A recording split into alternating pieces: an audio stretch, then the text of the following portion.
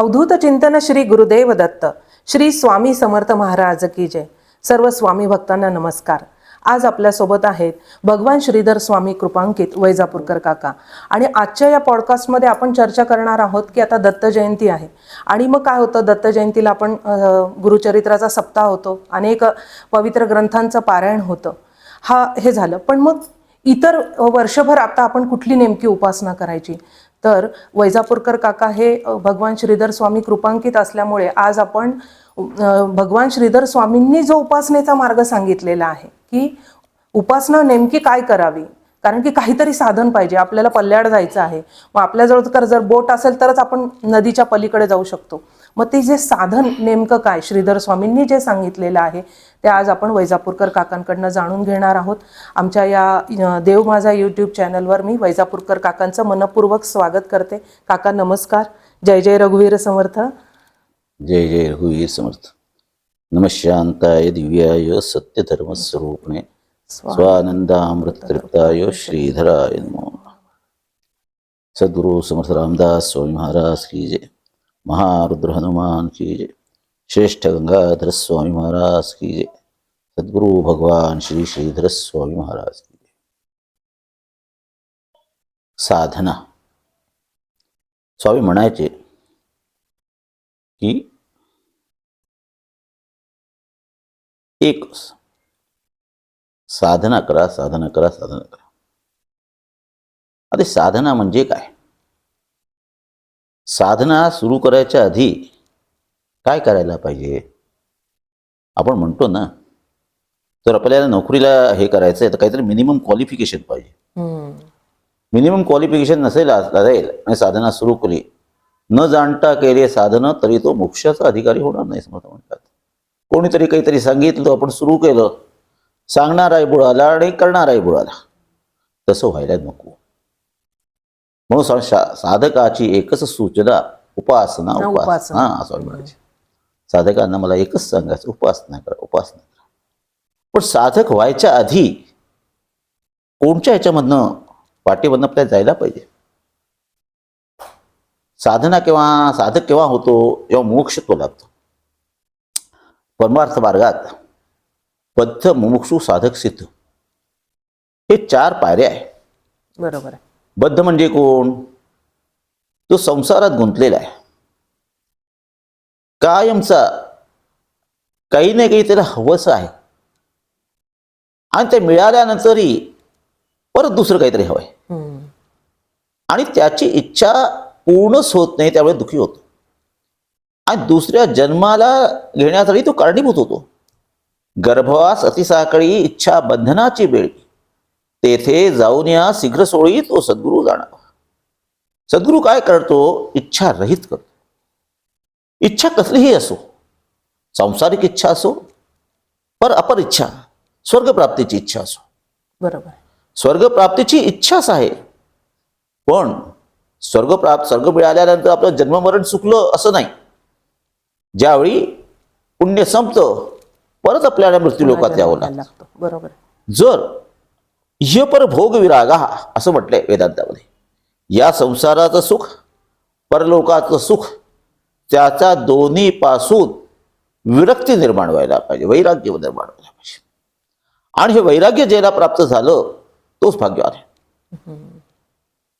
समर्थ म्हणतात, वैराग्या परते नाही भाग्य, वैराग्य नाही ते अभाग्य. जर वैराग्य प्राप्त झालेला नाही ना, तो खऱ्या अर्थात श्रीमंत जरी असला तो दरिद्री आहे. काही ना काही आसक्तीच्या मागे तो खऱ्या अर्थात जर बघितलं. पण विषय हे जन्मापासूनच आपल्याला मिळालेले आहे. आपला बीजच ज्या विषयापासून झालाय. आई बाबाच्या पोटी जन्माला झालो, विषय इच्छा होती म्हणूनच आलो ना. खरंय. आणि बीज जसं असेल तसं फळ येणार आहे. मग नैसर्गिक आपली वृत्ती बरोबर विषयांकडे जाते. आता त्या विषयापासून परावृत्त होण्यासाठी काय करायचं? तर त्याची वेगळी वेगळी स्टेज आहे. वेगळ्या वेगळ्या ह्याच्याने आपल्याला जावं लागतं. एकाएकी साधक होत नाही. साधक होण्याच्या आधी आपल्या इथे वेदांतात सांगितले गेलंय, साधन चतुष्टय संपन्न. साधन चतुष्टय संपन्न म्हणजे शम, दम, षट संपत्ती आणि मोक्ष. असे 4 विभाग आहे. पहिले आपल्याला आपल्या मस्तिष्कावरती नियंत्रण करायचं. इकड तिकडची गोष्टी विचार प्रवाह आपल्या मनात यायला नको. हम्म. दम म्हणजे कशाही विषयी काही आपल्याला आवडतंय ना त्याच्याकडे आसक्ती होऊन पुढे जायचं नाही. बरोबर. त्याला तिथेच थांबवायला यायला पाहिजे. का की संसारात इतका मोठा पसारा, इतकं आकर्षण आहे बरोबर आहे. की न विचार करता तुम्ही धावतो आपण. तिथे धावत राहाल. आणि षटसंपत्ती सांगितली आहे वेदांतात, आणि मग मुमुक्षुत्व सांगितले. मुमुक्षुत्व म्हणजे मोक्षाची इच्छा. इच्छा. आता मोक्षाची इच्छा एकाएकी होणार का? नाही. मोक्षाच्या इच्छा होण्यासाठी जसं आपल्याला शाळेत नर्सरीमध्ये शिकले, आपण जेव्हा ऍडमिशन घेतो अक्षरज्ञान होतं तेव्हाच आपण PhD करतो ना. बरोबर. तसंच मुमुक्षुत्व आल्या वाचून साधकावस्था प्राप्त होत नाही. आणि मुमुक्षुत्व कसं येणार? संसारात इतके आकर्षण आहेत की एका दुसऱ्याला जरी तुम्हाला वाटत असेल तर त्या क्षणापुरतं स्मशान वैराग्य येतो, पण दुसऱ्या क्षणात कुठेतरी आसक्ती निर्माण होते आणि तेवढ्यात फसतो. आता मुमुक्षुत्व आणण्यासाठी काय गरज असते? मोक्षत्वासाठी सर्वात आधी चित्तशुद्धी पाहिजे. चित्तशुद्धी म्हणजे तुम्हाला कसलेही विकल्प यायला नको. संकल्प विकल्पाच्या पलीकडे जाणं म्हणजे चित्तशुद्धी. आता संकल्प विकल्पाच्या पलीकडे जाऊन स्वस्थ बसणं कोणाला सांगितलं एकाएकी साध्य होत नाही. आपण रात्री झोपलो तरी दुसरे स्वप्न दिसतात. हो. आपली नोकरी सुटली असते 15 वर्षापर्यंत ते स्वप्न दिसतात. त्याच्यावरती आपला कंट्रोल नसतो. कंट्रोल नसतं. पण निदान जागृत ह्याच्यात कंट्रोल होऊ शकतो. तो प्रयत्न करायला पाहिजे. तर चित्तशुद्धीसाठी सर्वात मोठा उपाय निष्काम कर्म. कामने रहित करा. गुरुचरित्राचं पारायण करा, तीर्थयात्रेला जा, पण फलश्रुती म्हणून करू नका. प्रत्येक ग्रंथात आपल्याला ते फलश्रुती दिलेली. हे केल्याने असं होतं, ते केल्याने असं होतं. म्हणजे खऱ्या अर्थात प्रपंचात आपण जे करतो परमार्थात तेच करतो. आपल्याला निष्काम कर्मयोग जोपर्यंत होत नाही, जो कामनेने परमेश्वराचे हे करतो त्याला कधीही परमेश्वराचं दर्शन होत नाही. का की निष्काम कर्माचे फळ आगळे, सामर्थ्य मिळे मर्यादे वेगळे समर्थ म्हणतात. जेव्हा निष्काम कर्म होतं तेव्हा त्याच्यात सामर्थ्य, अप्रतिम सामर्थ्य त्याच्यात. त्याला काही घ्यायचंच नाहीये. घ्यायचंच नाही. म्हणतात नंगे से खुदा डरता है. बरोबर. तो म्हणाले हा काही मागतच नाही, हा मागत नाही तर मला देणं भाग आहे. आणि जो मागतो, जो मुलगा रडतो ना त्याला आई 2 वस्तू देऊन हे करते, पण जो रडत नाही ना त्याची आई काळजी जास्त घेते. परमार्थातही तशीच परिस्थिती आहे. कामना धरून जे काही तुम्ही कराल, चाहे तीर्थयात्रा कराल, चाहे जप कराल, काही कराल. आता 13 कोटी रामनामाने समर्थ म्हणतात रामाचं दर्शन होतं. अरे रामाचं दर्शन 13 कोटी करून तर पहा, तुमची इच्छाच रामाच्या दर्शनाची संपून जाईल. तुम्हीच राम होऊन जाल. हो. तुम्ही राम झाला तर रामाचं दर्शन वेगळं काय घ्यायचं? बरोबर. पण ते गुण कळत नाही. बरोबर. मी 13 कोटी रामनाम केले, रामाचं दर्शन झालं नाही. अरे तुझी कामनाच तुला दर्शन देऊ देत नाही. बरोबर. आणि ते केले तू पूर्ण केलं नाही. संसाराच्या अडी अडचणीमध्ये ते घालवलं ते तुझं जप, आणि आता म्हणतो तुमच्यापेक्षा परमेश्वर जास्त शोभी आहे. तो एक एक तुमच्या तुम्ही केले ना पारमार्थिक साधना त्याचा हिशोब ठेवतो. म्हणून सर्वात आधी निष्काम कर्मयोग, निष्काम कर्मयोग, आणि दुसरी सत्संगती. हे 2 आहे तेव्हा मोक्षत्व लाभतं. बरोबर. त्याच्याशिवाय मोक्षत्व लाभणार नाही. सत्संगतीमध्ये काय होतं, कोणीतरी आपल्याला असा संत भेटतो तो प्रत्ययाचं ब्रह्मज्ञान सांगणारा असतो. उंतंड हुडकावे संत, मग सापळे प्रचितीचा म्हणतो. प्रचिती विण स्वहित होणार नाही. समर्थांनी अनुभवाला फार महत्व दिलंय. बरोबर. अनुभवाशिवाय काही घेणं नाही. ऐकलं आणि वाचलं तरी काही चालत नाही. प्रत्यक्षात म्हणतात 3 प्रचिती म्हणतात. शास्त्र प्रचिती, गुरु प्रचिती आणि आत्मप्रचिती. शास्त्रप्रचिती म्हणजे जे पुस्तकात लिहिलेलं आहे, शास्त्राने सांगितलेलं आहे, आपल्या ऋषीमुनींनी लिहिलेलं आहे, असायला पाहिजे. मग ते लिहिलेले बरोबर आहे की नाही याच्यावर सद्गुरूंकडे जायला पाहिजे. मग सद्गुरू सांगतो, अरे मी करून पाहिलं, मला मिळालंय, आहे बरोबर. तर फर्स्ट स्टेप जे हे कन्फर्मेशन झालं. पण गुरुला मिळालं, पुस्तकात लिहिलंय, मला अनुभव नाही आला. मला अनुभव कसा येईल? साधन नाही. त्याच्यासाठी साधना करावी लागेल. गुरु किती योग्य असला पण शिष्याने जर साधना केली नाही तर गुरुला जे मिळाले त्याला कळूच शकत नाही. त्याच्यासाठी गरज आहे साधनेची. साधन न मने जयाला तो सिद्धपणे बद्ध झाला, त्यापेक्षा मुक्षु भला ज्ञानाधिकारी. सिद्धालाही साधना करावी लागते, साधकाला तर करावीच लागते, सिद्धालाही साधना करावी लागते की जे तिला मिळालंय ते टिकण्यासाठी आणि साधक जो साधना करतो ते मिळवण्यासाठी. पण साधना दोन्ही बाजूला असते. आता चित्तशुद्धी झाली, सत्संग मिळाला, आपल्याला ग्रंथ पठन केलं, सत्पुरुषांचं चरित्र वाचलं, पारायण करा, काही करा, साईबाबा कोणाचंही चरित्र वाचा दत्त जयंतीला, तर त्याने आपण एक त्या एन्व्हायरमेंटमध्ये जातो, त्या वातावरणात जातो. बरोबर आहे. दुसरे विचार येत नाही आपल्याला आणि न कळत कुठेतरी वाटतं अरे आपल्याला हे करायला पाहिजे. ते इथपर्यंत कसे पोहोचले? ते या मार्गाने पोहोचले. आपल्याला कुठेतरी डायरेक्शन मिळतं. सत्पुरुषांचं चरित्र वाचलं किंवा त्याचं पारायण केलं तर त्यांनी आपल्याला मोक्ष मिळतो असं नाही. बरोबर. आपल्या साधनेला मार्ग सापडतो. लोक काय करतात, गुरुचरित्राचं पारायण केलं, मुलगा व्हायला पाहिजे, मला नोकरी मिळाला. मी स्वामी ह्याला मानत नव्हते. तुमचा प्रारब्ध तुमच्या जवळ आहे. फक्त आता स्वामीनं कसं झालं तर स्वामीच्या आईवडिलांनी केलं, ते कोणीतरी सांगितलं, त्यांना मुलगा झाला, पण कोणाला नाही झाला तर त्यांना कसं झालं, मला का नाही झाला? आता परत त्यांची इच्छा आहे परमेश्वराची.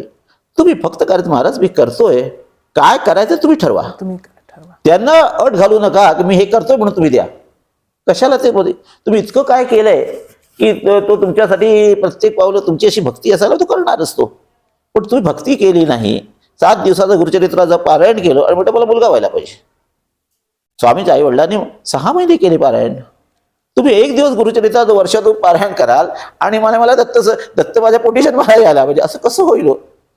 महिन्याभरात नोकरी गेल्याशिवाय पगार मिळत नाही तर देव काय असं फुकट देणार आहे का तुम्हाला? काही म्हणून सत्संगती आणि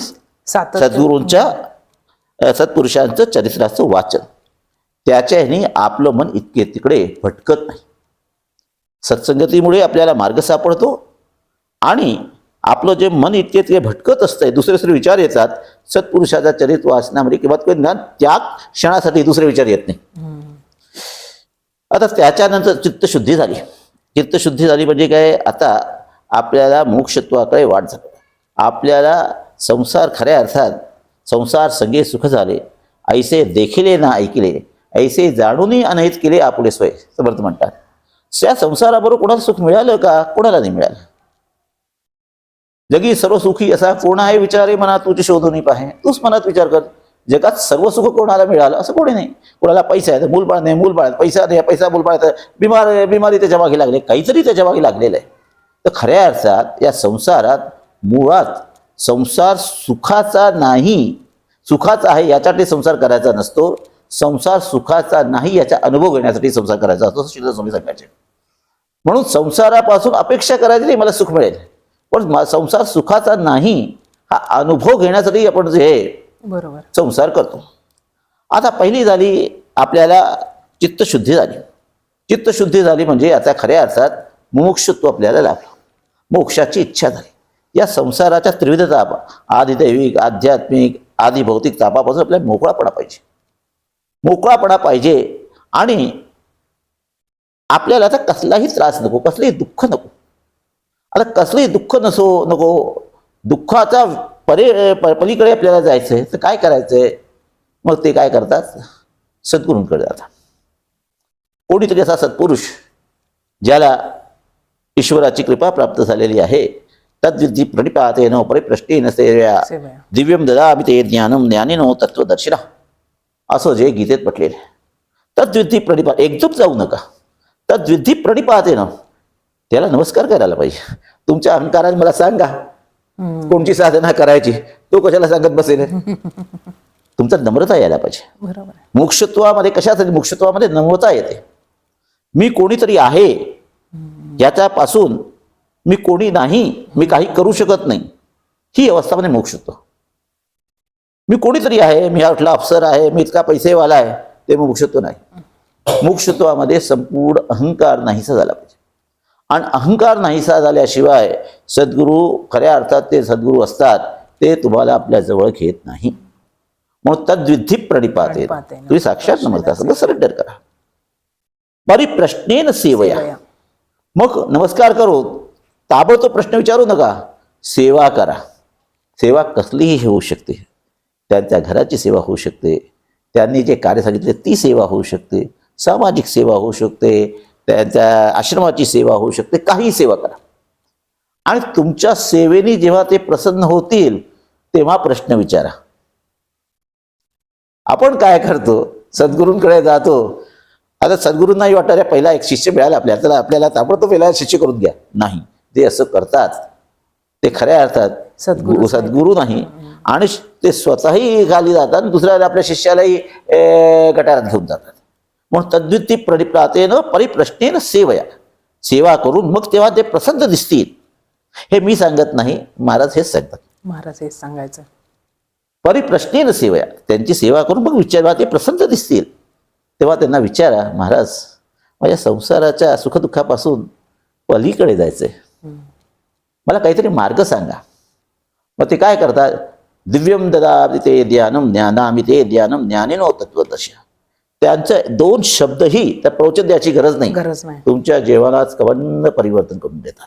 बरोबर, कृपा कटाक्ष पुरेसा असतो. त्यांच्या जीवनात तुमचे ते तुमच्यात बदल आणून देतात. आता त्यांचं मुमुक्षुत्व सोडून तुम्ही साधका मार्गाकडे ते घेऊन जातात.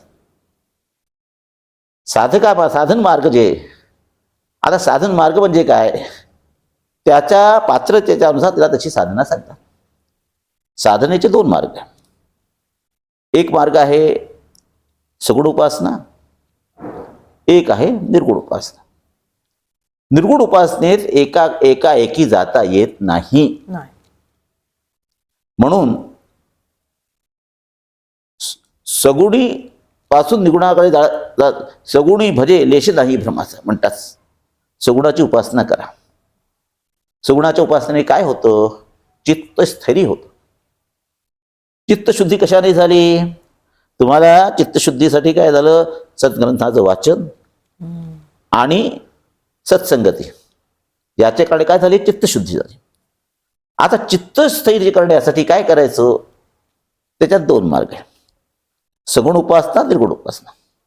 सगुण उपासना सहजासहजी सर्वांना शक्य आहे. सगुण उपासनेला राजयोग म्हणतात आणि निर्गुण उपासनेला हठयोग म्हणतात. स्वामींनी हठयोगाला जास्त महत्व दिलं. स्वामी म्हणायचे मी इथपर्यंत आलो नामाने आलो. स्वामी अष्टांग योग माहिती होतं, ध्यान धारणा समाधी सर्व स्वामींना येत होते, शिवानंदाने शिकवलं होतं. तरी जनसाधारणासाठी सगुण उपासना राजयोग, खऱ्या अर्थात उपासना ही कर्मयोग आहे आणि सगुणाची पूजा करणं ही कर्मयोग आहे. जप ही, म्हणून स्वामी म्हणतात सगुणाची उपासना, नाम जप हे सर्व कर्मयोगाचा एक भाग आहे.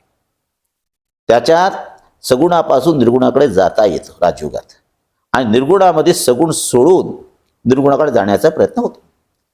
गीतेत भगवान कृष्णाने सांगितलं, जो निर्गुणाकडे एकदम वाटचाल करतो त्याला काही मिळत नाही, क्लेशच होतात, असं जे लिहिलेलं आहे. बरोबर. आता लोक निर्गुण निर्गुण निर्गुण करतात. बरोबर. सगुण कळल्याशिवाय निर्गुण आकलन होत नाही.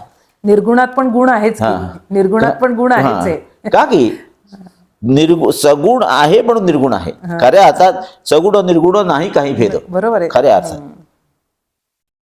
म्हणून समर्थ सांगतात सगुणाची उपासना कशी करायची, तर सगुणाच्या उपासनेसाठी नामजप सर्वात श्रेष्ठ. आता नामजप कसा करायचा, तर सगुणाच्या आधी निर्गुणाबद्दल थोडंसं मी सांगतो, मग सगुणाबद्दल सांगतो, सगुणाबद्दल विस्ताराने सांगेन.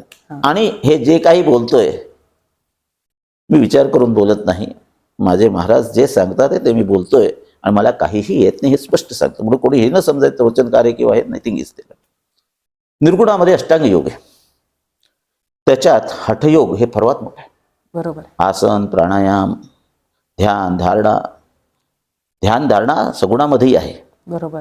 पण तिथे ध्यान धारण्याची क्रिया नाम जपानी चालते, इथे आसन प्राणायामनी चालते. मग हठयोगामध्ये काय होतं, सर्वांनाच आसन प्राणायाम सहजासहजी साध्य होत नाही. वय असतं. आसन प्राणायाम करण्यासाठी एक तरुण वय पाहिजे, ब्रह्मचर्य पाहिजे, हे सर्व पाहिजे त्याच्यात. बरोबर. त्याच्यात यम नियम हे सर्व, आसन प्राणायाम धारणा हे सर्व पाहिजे. आता माणूस जो संसारात लिप्त आहे, गृहस्थ माणूस आहे, त्याला निर्गुणाची उपासना कसे काय शक्य आहे? नुसतं ओम म्हटल्याने निर्गुणाची उपासना होत नाही. निर्गुणाच्या उपासनेसाठी तुम्हाला निर्गुण तत्व म्हणजे काय आहे हे अधिक कळाल. निर्गुण तत्व म्हणजे काहीही नाही असून जे उरतं ते निर्गुण, त्याला निर्गुण म्हणतात. बरोबर आहे. अच्छा, तुम्ही हा सगुण आणि निर्गुणाला धरायला जाता. जी काही वस्तू आहे जी डोळ्यांनी दिसते त्याच्यावरती सत्य तुम्ही मानता, आणि जे दिसत नाही त्याला या डोळ्यांनी पाहण्याचा विचार करता. आस्थीचा देह मासाचा डोळा, म्हणे पाहीन ब्रह्माचा गोळा, तो ज्ञाता नव्हे आंधळा केवळ मूर्ख, समर्थ म्हणतात. हाड मासाचा व्यक्ती म्हणे त्या निर्गुण ब्रह्माकडे पाहायला जाईल, बावटपणा करतो का? हे क्षम्य नाही. तू आधी सगुणाचा हे झाल्यानंतर, साक्षात्कार झाल्यानंतर मग सगुणाच्या कृपेने, कृपा जेव्हा तुम्हाला लाभेल तेव्हाच निर्गुणाचा साक्षात्कार होतो. बघा, आपलं शरीर सगुण आहे, या शरीरात राहणारा आत्मा निर्गुण आहे. आपली ओळख आपण काय शरीराने करतो, सगुणाने करतो. आता जर सगुण काढला तर मी कोणी तुम्हाला कळणार का? खऱ्या अर्थात जर सगुण काढून घेतला तुम्ही आम्ही एकच आहोत. एकच आहोत. खरंय. कोणामध्ये काही फरक नाही. काही फरक नाही तर मी उपासना कशाला करायची? मग तो सध्या निर्माण होतो. कशाला उपासना करायची? सर्व एकच परमेश्वर आहे, उपासना कशाला करायची? मग बऱ्याच त्या निर्गुणामध्ये अहंकार निर्माण होतो. निर्गुणामध्ये जर सगुणापासून गेला असेल तर निर्गुण तुम्हाला परब्रह्माचा साक्षात्कार करून देतो. पण जर उपासनाच्या माध्यमाने, सगुणाच्या माध्यमाने निर्गुणाकडे जाण्याचा प्रयत्न, ते सोडून सगुणा सोडून निर्गुणाकडे जाण्याचा प्रयत्न केला तर तुम्हाला काही मिळणार नाही, शेवटी क्लेशच मिळणार असं गीता सांगते. तर निर्गुणामध्ये अष्टांग योग आहे. आणि मी त्याचा अनुभव घेतलेला आहे. का केला अनुभव घेतला निर्गुणाचा? का की मला पहिल्यापासूनच निर्गुणाची आवड होती. पण कुठल्या तरी जन्मात सगुणाची उपासना केली आहे तर ते सगुण मागे मागे असतंच, ते सोडत नाही. जेव्हा ध्यानात बसतो तेव्हा सर्व विचार रहित एक निश्चळ तत्व आहे, देह नाही, काही नाही. मग जसं सद्गुरूंचं फोटो दिसते, पादुका दिसतात, डोळ्यात पाणी येतं. आता काय म्हणायचं?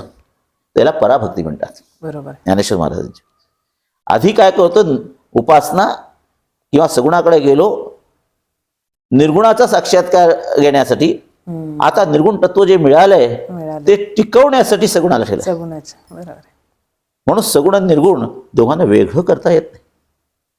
आता निर्गुणाच्या ह्याच्यात काय करतात आपण? निर्गुणाच्या ह्याच्यात सर्वात आधी आसन. तुम्हाला एक जागी बसता यायला पाहिजे. सगुणाला चालता फिरता सगुणाची भक्ती करता येते, पण निर्गुणासाठी आसन सिद्धी पाहिजे.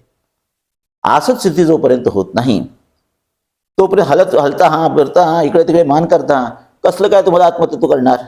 आणि जर कळतंय करताय तुम्ही खोटं बोलता. बरोबर.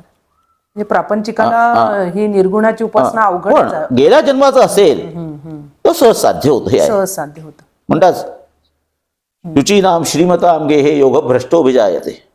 योगभ्रष्ट गेल्या जन्माचा असेल, सगुण साक्षात्कार झाला असेल तर एकदम तो निर्गुणाकडे पोहोचतो. पण सहजासहजी ज्याला या जन्मातच साधना करायची आहे त्याला जर निर्गुणाकडे सद्गुणाची सांगितलं ओळी मारायची चुकीचं आहे, त्याला निर्गुणाकडे जाता येत. आता आपण निर्गुणा जेव्हा आपण आसन करतो, आसन झाल्यानंतर प्राणायाम येतो. प्राणायामाने काय होतं, आपली इडा आणि पिंगला या दोन नळ्या आणि मध्ये सुषुम्ना जाते, या तिन्हीचा संगम आज्ञाचक्राला होतो. आपल्याला प्राणायामाचे आसन सिद्धीनंतर की आसन सिद्धी ही एक्सटर्नल पार्ट आहे आणि इंटरनल पार्ट आहे प्राणायाम. बाह्य काही तुमचं शरीर स्वस्थ राहिलं तरच तुम्ही प्राणायामानंतर एक जागी बसू शकता तो आनंद घेण्यासाठी. जर तुमचं शरीरच स्वस्थ नसेल तर शरीराचे जितके आपले संधी भाग आहे, हे सर्व मोकळे असायला पाहिजे. त्याच्यासाठी आसनाची गरज आहे. मग प्राणायाम जेव्हा तुम्ही करायला बसता तर प्राणायामामध्ये अनुलोम विलोम आहे, कपालभाती आहे, भस्त्रिका आहे, हे सर्व प्रकार आहे. त्याच्यापैकी भस्त्रिका एक वय झाल्यानंतर करू नाही, का की बऱ्याचदा चांगल्या परिणामाचा चुकीचा परिणाम होऊ शकतो. पण कपालभाती आणि अनुलोम विलोम आणि तुमची रेचक पूरक कुंभक हे नॉर्मल 15 मिनटं कोणालाही वयात, आणि ते केलं तर त्याला सर्दी वगैरे पडसं वगैरे होत नाही. माझा अनुभव पास ताप वगैरे काही येत नाही. शरीर जर स्वस्थ ठेवायचं असेल तर जरी सगुणाकडे निर्गुणाकडे नसेल जायचं तरी थोडं प्राणायाम करायला पाहिजे. काही जे करू लोक ते प्राणायाम सुद्धा त्याच्यासाठी करतात, तब्येत चांगली राहण्यासाठी, निर्गुण मिळो निर्गुणाकडे नाही जाण्यासाठी आपल्याला बघायला मिळत. जसं तुम्ही हळूहळू करता ते करू लागता तर मग त्याच्यानंतर चक्र जागृती असते. चक्र जागृती आणि दुसरं आपलं 3 बंध असतात. बरोबर. उडयान बंध, जालंधर बंध आणि मूलबंध. आणि 3 ग्रंथ्या असतात, ब्रह्मग्रंथी, रुद्रग्रंथी आणि विष्णुग्रंथी. यांचंही मोकळापणा व्हायला पाहिजे. कसं करायचं तर एक चक्रावरती प्राणायामाला घेऊन जायचं आणि सहस्त्रधारपर्यंत घेऊन जायचं. प्रगती लवकर होते. पण जर सगुण आणि गुरुची भक्ती नसेल तर सिद्ध्या त्याच्यात आडव्या येतात आणि हा साधक जे वरून खाली येतो, लोक योगी म्हणतात, हे म्हणतात, त्या खाली येतो. मग फार मोठं जे ह्याचा धोका आहे. आनंद खूप येतो, काही ज्या दिवशी तो आनंद नाही झाला असं वाटतं काहीतरी चुकलोय. याच्यात वेळ लागतो सगुणामध्ये. आता लोकांना 13 कोटी रामनाम करू नये, माझं चित्त स्थिर नाही झालं म्हणतात. अरे तू 13 कोटी रामनाम केले, पण कसे केले हे तर सांगायला पाहिजे. नुसतंच रामनाम श्रीराम जय राम श्रीराम जय राम जय होणार नाही. अशी माझ्याजवळ आहे साधक 13 कोटी करणारे. पुढे तुम्हाला कसं मिळालं? मला महाराज 13 कोटीचा संकल्प टाकू नकोस, पुढचा जन्म घ्यावा लागेल. संकल्प टाकला म्हणजे मी करतोय, आणि मी करतो आलो की गेलं असतं. म्हणून सहज जितकं होईल प्रयत्न करायचा रोजचा इतका जप. समजा कधी नाही झाला तर खेदी मानायचं नाही. काही जर मी करतोय आणि संकल्प टाकला तर दुःख होतं, रे आज आपण झोपू, आज आपल्याला झोप लागल्यावर जप नाही झाला, का की तो कर्मठपणा झाला. म्हणून समर्थ म्हणतात अति नेम करू नये, नेमे विण राहू नये. समर्थ म्हणतात बरोबर. अतिरेकी कशा वस्तूचं करू नये की ज्याच्या कारणी आपल्या घरी पोरा बाळांना सांभाळायचं, हे करा, पण माणसं जप करत बसलो नाही. करा, कमी करा, त्या दिवशी काय फरक होतोय. आता हे झालं, हे लवकर पोहोचतो. म्हणजे स्वामींनी ज्या त्या अवस्थेला पोहोचले त्या अवस्थेमध्ये स्वामी नामजपाबरोबर आत्मचिंतनही करत होते. त्यामुळे ते ज्यांना 13 कोटी रामनामाला असून करूनही वेळ ती नाही मिळाली, ती स्वामींना नामाबरोबर आत्मचिंतनाचा भाग घेतल्या कारणे लवकर ती प्रगती झाली. आणि कोणी ह्याला घेतलं तर त्याची प्रगती जी नुसतंच नामजपाने जी 25 वर्षे लागतील ती त्याची 5 वर्षात होऊ शकते. नामाला कमी, नाम तिथेही आहे, पण नाम कसं करायचं. आता नामाचं जे 3-4 प्रकार आहे. आपल्या 4 वाण्या आहे, वैखरी, मध्यमा, पश्यंती आणि परा. नाम परेमधनं यायला पाहिजे. किती लोक परेमधनं नाम घेतात? परेमधनं जोपर्यंत नाम होत नाही तोपर्यंत नामाचा अनुभव येत नाही. आता वैखरी म्हणजे कसा जप? वैखरी आणि मध्यमाचा जप चालता फिरता करता येतो. वैखरीने म्हणजे तोंडात तुम्हाला ऐकू येतं, लोकांना ऐकू येते. मध्यमाचा जप तुमचे ओठ हलतात, तुम्हालाच ऐकू येतं. पश्यंती मानसिक जप, तुम्हालाही चाललाय पण तुम्हाला ऐकू येत नाही. आणि मग परामध्ये जेव्हा जातो तेव्हा खऱ्या अर्थात मनोलय होऊन जातो. बरोबर. आणि ज्याचा मनोलय झाला असतो त्याला अमनस्क योगी स्वामींनी सांगितले. मनच संपलंय त्याचं, का की पश्यंतीपर्यंत साक्षी अवस्था आहे. पश्यंतीपर्यंत साक्षी अवस्था असते. साक्षी अवस्था म्हणजे काय? एकीकडे माया आणि एकीकडे ब्रह्म, या दोन्हीची मधली अवस्था म्हणजे साक्षी अवस्था, तुर्या अवस्था. सर्व साक्षिणी अवस्था तुर्या.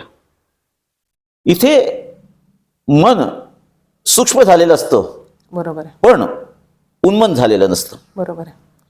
जोपर्यंत तुमचं मन उन्मन होत नाही तुम्हाला देहातीत अवस्था प्राप्त होऊ शकत नाही. ते दत्ताच्या आरतीमध्ये ना, मन झाले उन्मन, मी तूपणाची झाली ओळवण. म्हणजे तिथे परावाणीबद्दल नाम जलायचे. आणि परावाणीचा जप म्हणजे काय? राम हमारा जप करे हम बैठे आराम. आराम. ती परावाणीचा जप. मी जप आणि ते सोहम जप हा परावाणीचा जप आहे. आपण घेत नाही ते सहज चालतोय. पण शेवटी समर्थाने म्हटलंय, अरे सहज सोडून कशाला इकडे तिकडे धावता. सोहम बद्दल त्या समर्थाने दिले, सहज जप चालतच आहे. हो, म्हणजे तुम्ही रामनाम ही परावाणीमध्ये करा, बरोबर तरच आत्मारामाची भेट होईल. बरोबर आहे. आणि जर पश्चिंती ह्याच्यामध्ये केलं तर द्वैतामध्ये वावराल आणि रामाचा द्वैता म्हणून दर्शन करण्याचा प्रयत्न कराल. रामापासून आत्मारामाकडे जा. बरोबर आहे. आत्मारामाला जर जपाच्या माध्यमाने आत्मारामाकडे जायचं असेल तर तुमचा जप परावाणीमध्येच व्हायला पाहिजे. आता परावाणीमध्ये जप करण्यासाठी एकाएकी कसं होईल? पहिले वैखरीने करा. वैखरीने चालता फिरता 24 तास जप करत राहा. निदान जप आपण रामाचं नाही करत, आपण आपलं अस्तित्व बोध करतो जपाच्या माध्यमाने. राम पाहिला की नाही, कोणी पाहिला की नाही, मला जे कळलेलं आहे. जप आपण करतो ना तेव्हा आपण डायव्हर्ट होत नाही, आपण आपल्यात असतो. आपल्या एक्झिस्टन्सची फिलिंग जर जपाच्या माध्यमाने होत नसेल तर तो जप मेकॅनिकल जप आहे. जप करताना चालता फिरता करा. मी चालतोय पण मी जो जप करणार आहे त्याच्याकडे माझं लक्ष आहे. जपापेक्षा जप करणाऱ्याकडे लक्ष. रामाकडे लक्ष असो किंवा नसो, रामाकडे लक्ष करण्यासाठी प्रयत्न करावा लागेल. कसा आहे, धनुष्यबाण घेतलेला, हे घेतलेला, पण हा आतला ज्याला विसरलो ना, बरोबर आहे. की आपण वाटेत पडूच खाली जोराचा धक्का लागून काहीतरी. तर तो आपला अस्तित्वाचा बोध.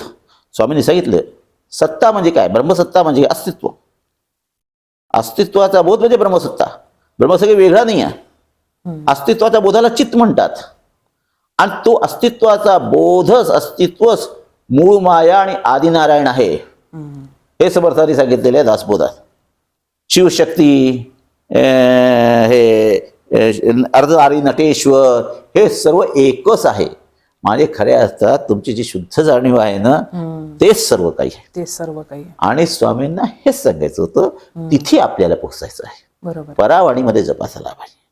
आता परावाणीमध्ये जेव्हा जप सुरू होतो तर त्याच्या आधी पश्चंतीमध्ये असतो. पण पश्चंतीमध्ये जप होण्यासाठी तुम्हाला एक आसनावर बसावं लागेल. का की इथे तुमचं लक्ष इकडे तिकडे असलं तर चालेल, थोडे बेसावध असला तरी चालून जाईल. पण पश्चंतीमध्ये मानसिक जप जेव्हा होतो ना तेव्हा सर्वांना साध्य होत नाही. तो मानसिक जप करायला बसतो आणि दुनिया फिरून येतो. मी मानसिक जपतो, मी मानस पूजा करतो. अरे मानस पूजा सोपी आहे का? तुझे वडील समोर बसले, डोळे बंद कर, तुला दिसेल का? कसली मानस पूजा करतो? माझा अनुभव आहे, दुसऱ्यांना असेल, मी लोकांकडे टीका करत नाही, पण माझा अनुभव मी सर्व करून पाहिलेला आहे की डोळे बंद करून देव दिसतो का, हे करून हे होतं का. मग शेवटी कळलं की पहिल्यांदा आपण उपांशु जप करून जो जप आपण करतोय तो कानाने ऐकायचा, त्याच्याकडे लक्ष द्यायचं. हळूहळू करता तो जप मानसिकमध्ये जातो आणि मानसिक नंतर परावाणीमध्ये जातो. परावाणीमध्ये गेला तर जप आपण करतो हे जी आपल्याला भान राहत नाही. फक्त एक तंद्रासारखी असते. बाहेर आल्यावर आपण आणि किती वेळ असतो तर आपल्याला बरं असतं. तर ते आहे बरोबर आत्मनिवेदन भक्ती. समर्थांनी जे नवविधा भक्तीमध्ये सांगितले सगुणामध्ये शेवटची भक्ती आत्मनिवेदन भक्ती म्हटली. आपुल्यास निवेदिती ऐसे भक्त थोडे असती, देव तयासी मुक्ती तत्काळची देतो. इथे काय झालं? भक्ती आहे, पण ती भक्ती कोणाची? आत्मनिवेदन. मी स्वतःचीच भक्ती स्वतः करतो. बरोबर. आता स्वतःची भक्ती स्वतःला करतो तर देहाची भक्ती करतो का? देहाची भक्ती देहबुद्धी झाली. आत्मबुद्धी म्हणजे आत्मनिवेदन भक्ती. आता आत्मबुद्धी ते देहबुद्धी ते आत्मबुद्धी करावी समर्थ म्हणतात मनाच्या श्लोकात. आपल्या देहाचे सोडायचे. खऱ्या अर्थात जेव्हा आपण परावाणीमध्ये जप चालतो तेव्हा आपण आपल्या आसनावर बसलो ह्याचाही भान असलं नाही, राहत नाही. किती वेळ गेला हाही भात राहत नाही. आणि ती फलश्रुती आहे. म्हणजे जो योगी अष्टांग योगाने पोहोचतो तोच नामाने पोहोचतो. पण नाम कसं करायचं कोणत्या कोणत्या स्टेजवरती काय काय हे असतं. अच्छा, त्याच नामामध्ये बऱ्याचदा सिद्ध्या जसं इथे सिद्ध्या प्राप्त होतात तिथे सिद्ध्या प्राप्त होतात. आता गायत्री मी 1.25 लाख केली आणि 1 लक्ष केली तो वाचासिद्धी प्राप्त होते. आता वाचासिद्धी म्हणून तुम्ही लोकांना सांगू लागला हे होतं असं होतं, हे गेलं तुमचं. गेलं. म्हणजे तुम्ही जे मिळवलं ते गमावलं. बरोबर आहे. जसं इथे धोका आहे तिथे तितकाच धोका आहे. पण तिथे जर गुरुच्या मार्गदर्शनाखाली नाम असले, गुरुने स्वतःच नाम घेतला तर तो सिद्धी मिळून तुम्हाला पतनही करेल. पण गुरुचं सामर्थ्य त्या नामामध्ये असेल तर तो तुम्हाला शेवटपर्यंत घेऊन जाईल. हे गुरुनामाचं महत्व. गुरु का करावा? पुस्तक वाचून ज्ञान होणे तरी गुरु का सेवा करणे? गुरु यासाठी करायचं की आपला जो अहंकार आहे तो घालवण्यासाठी गुरु करायचा असतो. गुरु काही करत नाही. का की परमार्थामध्ये जस अहंता गुणे सर्व ही दुःख होते, मुखे बोलिले ज्ञान ते व्यर्थ जाते. आणि सत्वगुणाचा अहंकार रजोगुण तमोगुणापेक्षा जास्त असतो. बरोबर आहे.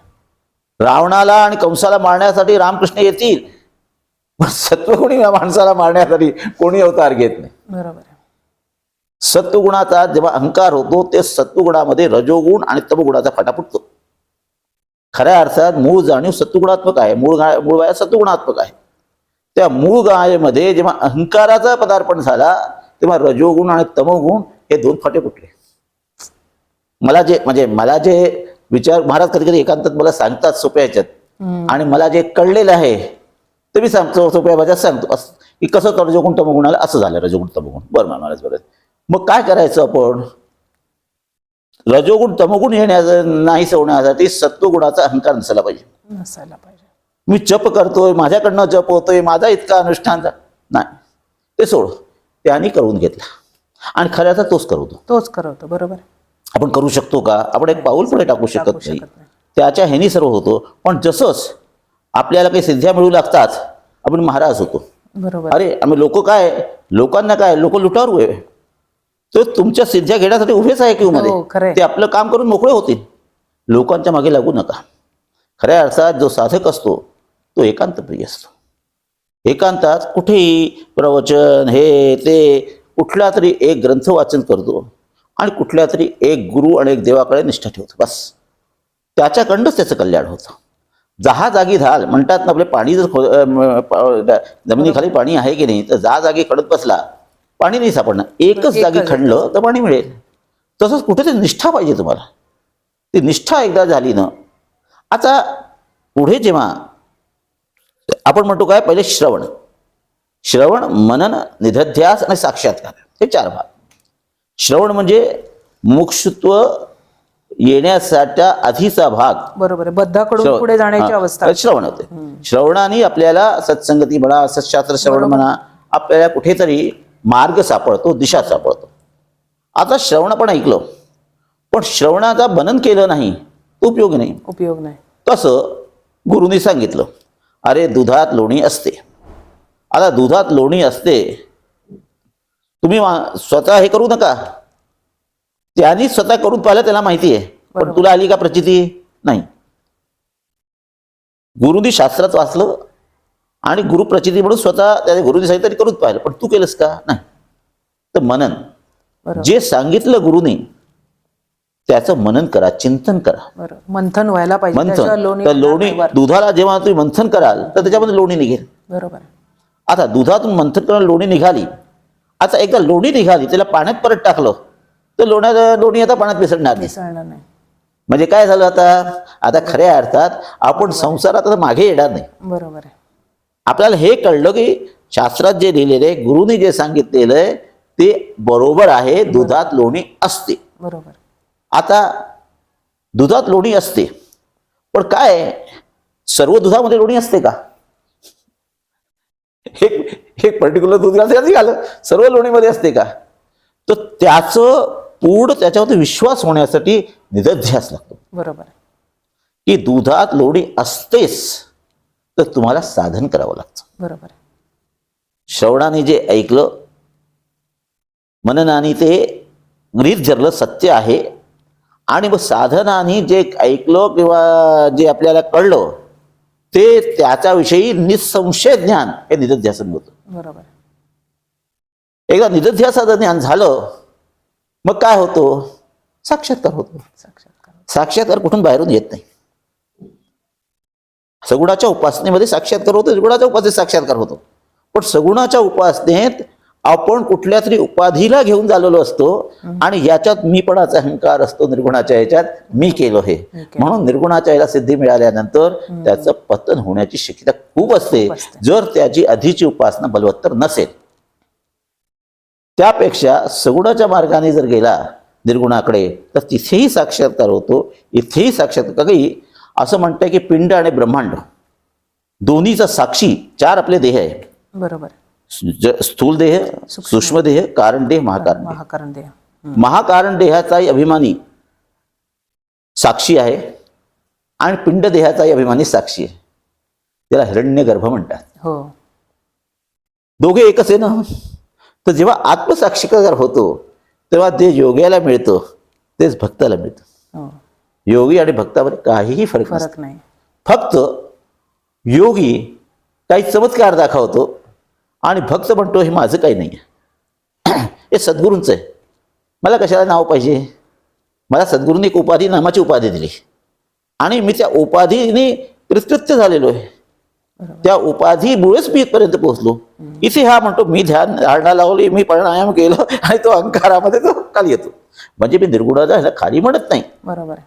पण जे आपल्या संत समाजाने सांगितले साधारण माणसासाठी तो तिथेच पोहोचू शकतो जिथे एक योगी पोहोचतो. आणि ती अवस्था जे प्राप्त करण्यासाठी आत्मसाक्षात्कार प्राप्त करण्या, आत्मसाक्षात्कार झाला तरी सर्व काही झालं असं समजू नाही. आत्मसाक्षात्कार म्हणजे स्वप्नात रामाचे दर्शन व्हायचे, पण 24 तास रामाचे दर्शन करण्यासाठी काय करावं लागेल? प्रयत्न करावा लागेल ना. प्रयत्न करायला लागेल. तर आत्मसाक्षात आत्मनिष्ठा येते. बरोबर आहे. जोपर्यंत आत्मनिष्ठा होत नाही तोपर्यंत तुम्ही जगाचं कल्याण करू शकत नाही. का की आत्मनिष्ठा म्हणजे काय? सर्व जागी मीच आहे, माझाहून वेगळं काहीही नाही. आधी मी परब्रह्म आहे समजलं, अहम ब्रह्मास्मी, आणि मग सर्वात्मकम ब्रह्म. बरोबर आहे. सर्वात्मक ब्रह्म म्हणजे आत्मनिष्ठा. आणि ही आत्मनिष्ठा एकदा प्राप्त झाली म्हणजे जन्म याची जन्मे याची काळे, संसारी होईजे निराळे, मोक्ष पावावे निश्चय स्वरूपागारे. स्वरूप साक्षात्कार झाल्यानंतर स्वरूप निष्ठा झाली. आता तेच सत्य आहे, त्याच्या पलीकडे काही नाही. ज्ञानेश्वर महाराज ज्ञानेश्वरीमध्ये म्हटलंय, बरोबर. स्वर्ग आणि नर्क हे कल्पनेचे हे आहे तुमच्या. आता कोणी जर म्हटलं, ज्ञानेश्वर महाराज मी म्हणत नाही, म्हणजे तू कल्पनेत राहतो पण तुझ्यासाठी स्वर्ग आणि नरक आहे. मी झोपेत आहे तर झोपेचं स्वप्न मला खरं वाटतं, पण झोपेतून जागृत आलो तर स्वप्न खोटं आहे. तसं स्वर्ग नरक जन्म मृत्यू सर्व असंच आहे. जे काही आहे स्वामी म्हणायचे मी आहे. मी म्हणजे आत्मतत्व आहे आणि ते आत्मतत्व गुरु आणि शिष्य रूपातही वावरतं. कधी तेच आत्मतत्व गुरु रूपात येतं, कधी शिष्य रूपात साधन करतं. एक फार सुंदर आहे, मैं हूं व्यापक सारे जग में, मेरे बिना अब कुछ भी नहीं है, जल में थल में नभ में मैं हूं, ईश्वर दूसरा कोई नहीं है. कभी गुरु बन आता जग में, कभी शिष्य बन साधन करता, अवतारों की भरी कड़ी में सूक्ष्म रूप से मैं ही रहता, मेरा असली रूप समझ ले, ऐसा जग में कोई नहीं है, मैं हूँ व्यापक सारे जग में, मेरे बिना कुछ भी नहीं है. श्रीधर संग में जग में आता, सत्य धर्म का पाठ पढ़ाता, युगों युगों से आता रहता, शास्त्र लिखी सब बात सही. शास्त्रात जे लिहिलेलं आहे एक परतत्वाशिवाय दुसरं काहीही नाही, इव्हन मायाही नाही. खऱ्या अर्थात आपण ब्रह्मैक्य म्हणजे काय, ब्रह्मैक्य साध आपण म्हणतात ना, ब्रह्मैक्य म्हणजे काय, ऐक्य म्हणजे काय? ब्रह्माचा बोध ज्याला होतो आणि ब्रह्मबोध या दोघांमध्ये काही फरक नाही, त्याला ब्रह्मैक्य म्हणतात. बरोबर. म्हणजे दृश्य जेव्हा द्रष्टा होऊन जातो त्यालाच ब्रह्मैक्य म्हणतात आणि त्यालाच म्हणतात मनोलय. का की जेव्हा माझ्याहून काही वेगळी वस्तू नाहीच तर त्याचा विचार करणारा मन वेगळा उडेल कसा? बरोबर आहे. आणि हेच स्वामीचं सांगणे, तुम्ही स्वतःला ओळखा, देवाला ओळखायला जाऊ नका. स्वतःला ओळख. आणि स्वामीने तीच साधना केली, पण त्याच्यासाठी सगुणाची आश्रय घेऊन, गुरुभक्तीचा आश्रय घेऊन आणि ते इथपर्यंत पोहोचले. एकदा कोणी विचारलं महाराजांना, तुम्ही दत्तावतार आहात का? स्वामी म्हणाले, मला दत्तावतार लिहिलेलं आहे स्वामींची दादा गोळशेट्टी डायरीमध्ये मी पाहिलं, मला कुठेही दत्तावतार म्हणून दाखवू नका. एक साधारण व्यक्ती गुरुनिष्ठेच्या जोरावर, नामनिष्ठेच्या जोरावर विश्वाची महान विभूती होऊ शकते, तो श्रीदत्त स्वामी. बरोबर. त्यामुळे आता मी जे काही तुम्हाला सांगितलं की स्वामींची साधन पद्धती काय होती आणि नामजप कसं करायला पाहिजे, खऱ्या अर्थात बऱ्याच वस्तू प्रत्यक्षात बसल्यानंतर करवता येतं, अनुभव घेता येतं, बरोबर. शब्दाने एक माध्यमापर्यंत सांगता येतं, बरोबर. पण तिथे शब्द कमी पडतात. तो स्वतःचा अनुभव आल्यावरच अनुभव आल्यावर. तो हे होतो. आणि त्याची एकदा गोळी लागली की तो धावपळ करतो की आपल्याला ती गोळी कशी कोणत्या दिवस नाही मिळाली, अरे आज नाही मिळाली, बरोबर. आज आपल्याला पाहिजे ते. आणि काय मिळालं, काही नाही मिळालं, सांगण्यासारखं नाही आहे. काय मिळालं, काही नाही मिळालं, पण नाही मिळालं तर अस्वस्थता असते. बरोबर. का की प्रपंचाच्या ह्याच्यात बाह्य जे आपलं भाग असतो त्याचा परिणाम होतोच. आता आकाश, जशी आकाशात काही चिटकत नाही, पण आकाशात चारी ऋतू येतातच ना. हो. आता आकाश काय करणार, मी निर्लिप्त असला तरी तिथेच पाऊस येतो, तिथेच उन्हाळा येतो, सर्व येतो. बरोबर. तसं योगीजनांची अशीच परिस्थिती होते की त्यांना जेव्हा एक वेगळ्या जागी जेव्हा योगी लोक राहतात तर त्यांना बरे संसार, म्हणजे समर्थ म्हणतात, संसार संगे परमार्थ केला तो नर भला रे भला, स्वामी म्हणायचे. संसारात राहून ज्यांनी परमार्थ केला बरोबर. तो जास्त महत्वाचा आहे असं म्हणतात. का की आश्रमात बसून काही विषय, ठीक आहे आपली खोली मिळतात, पैसे द्या, आपला जप करतो, हे करतो, अहंकार गेलेला नसतो. इथेच त्याला मान अपमान सर्व सहन करावं लागतं. सगळं सहन करायला लागतं. लोक त्याचे ऐकत नाही तरी त्याला माफ करा, क्षमा गुण हे प्रपंचात राहून येतं. बरोबर. आणि कुठल्या आश्रमात संन्यास घेऊन बसण्यात क्षमा गुण येत नाही. येत नाही. बरोबर. प्रपंचात राहूनच आपल्याला प्रपंचात राहून माफ करावंच लागतं ना. बायकोला, पोराला, मित्र, भावांना, सर्वांना माफ करे बाबा, लहानेला समजत नाही. बरोबर. मग क्षमा गुण जे हे तुम्हाला प्रपंचात, आणि तो क्षमा आणि दया हे दोन गुण आणि शांती हे स्वामींच्या जवळ मुख्य होते. बरोबर. स्वामींचे जर 3 गुण म्हटले, शांती, क्षमा आणि दया, बरोबर. यांनी श्रीधर स्वामींना ओळखायचं. बरोबर. आणि स्वामींनी ही शांती प्राप्त करण्यासाठी, म्हणजे ज्ञानेश्वर महाराज लिहितात की आत्मसाक्षात्कार झाला तर कसं समजायचं, आत्मसाक्षात्कार झाला तर कसं समजायचं म्हणाले, शांतीचा अंकुर फुटतो. शांतीचा अंकुर फुटतो आणि शांतीच्या अंकुरामध्ये दया आणि करुणा हे 2 पानं फुटतात. बरोबर. म्हणजे आत्मसाक्षात्कार चेहऱ्यात काही चेंज होत नाही, तो तुमच्या दारभावासारखा फिरत असतो. हो. पण जिथे क्षमा आणि दया हे दिसू लागली शांतीच्या अंकुरामध्ये, म्हणजे ह्याला आत्मसाक्षात्कार झालाय. आता तुम्हाला सांगतो, लोकांना जप करायला सांगा तर लोक म्हणतात, आता कोरोनामध्ये लोकांनी खूप जप केला, म्हणजे जो जप वर्षभरात आहे तो 5 महिन्यात लोकांनी 13 कोटी केला. आणि मग हळूहळू कमवू लागले.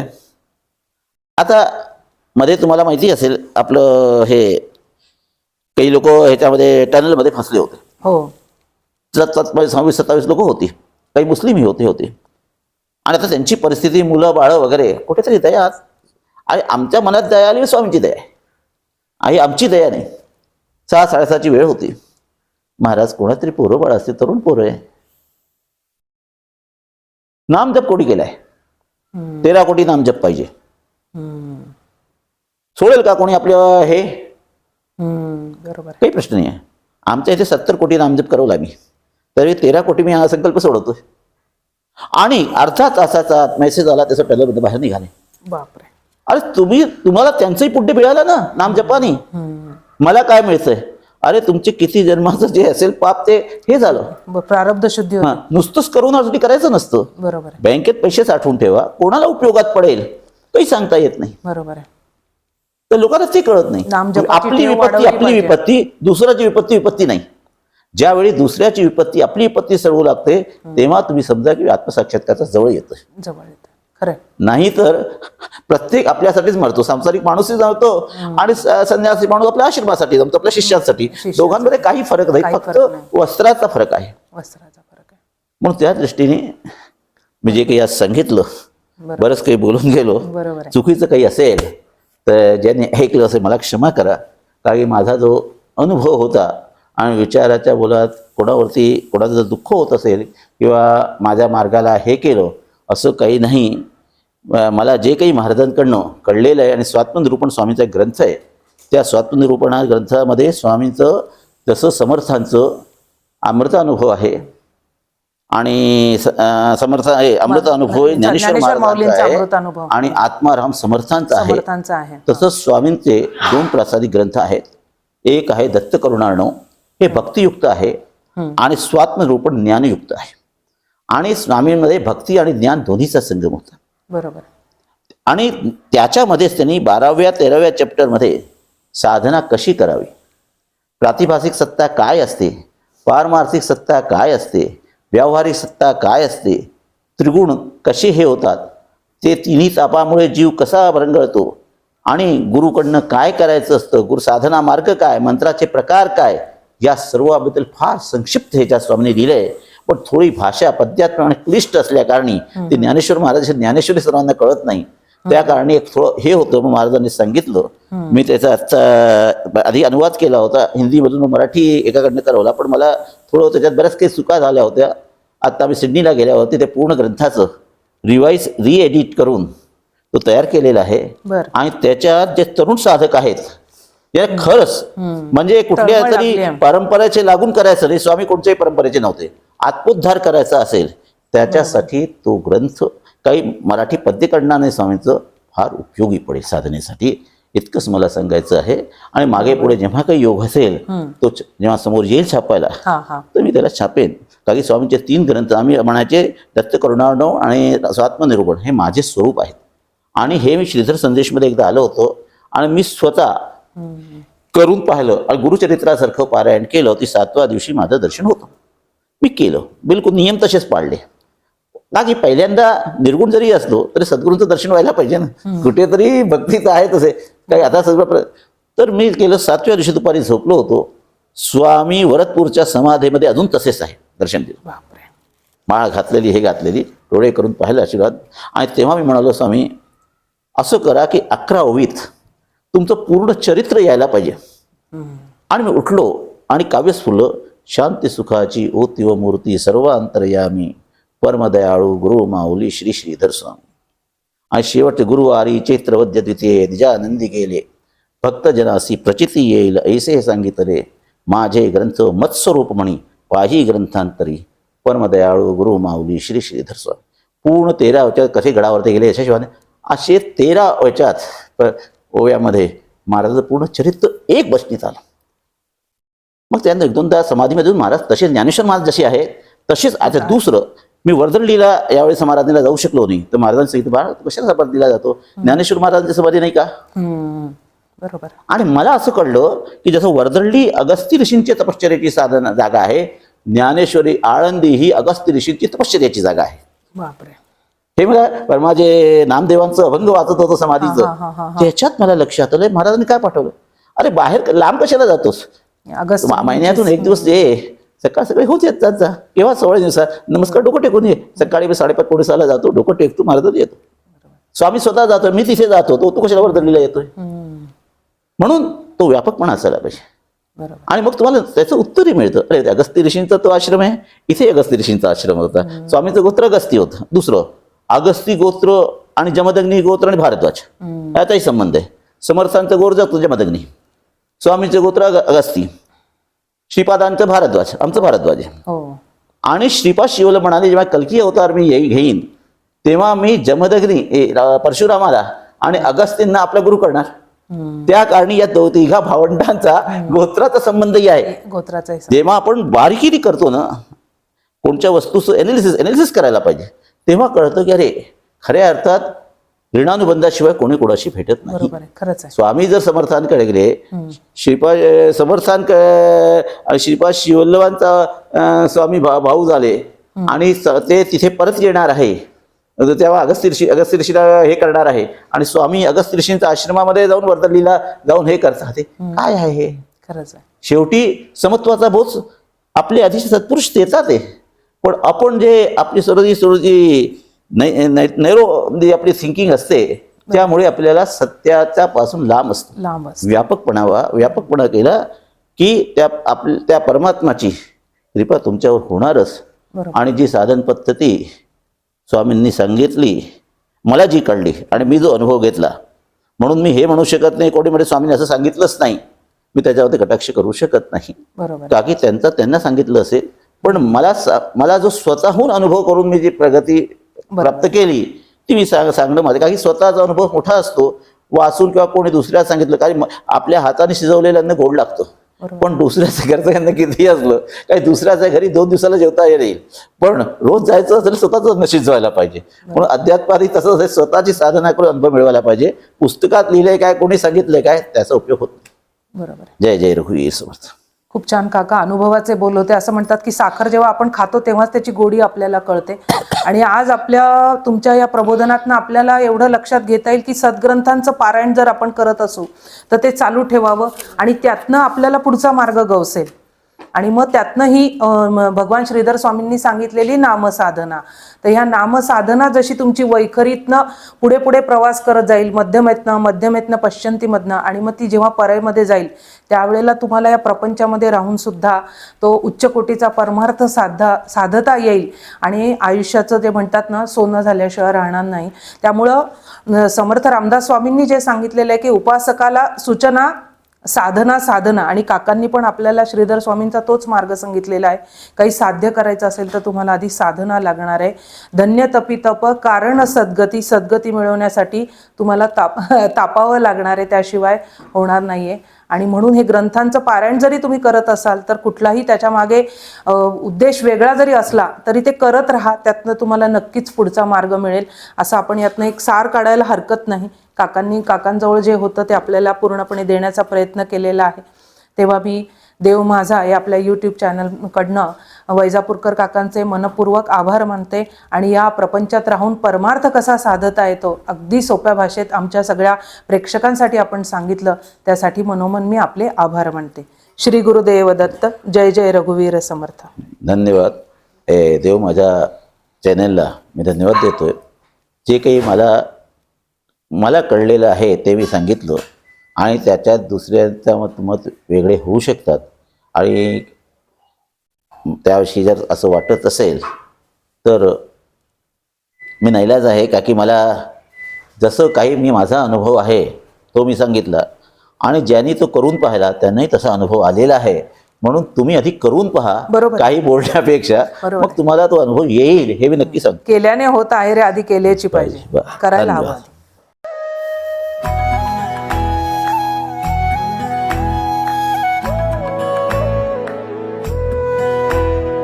अध्यात्मावर अशीच माहिती मिळवण्यासाठी देव माझा चॅनलला सबस्क्राईब करा.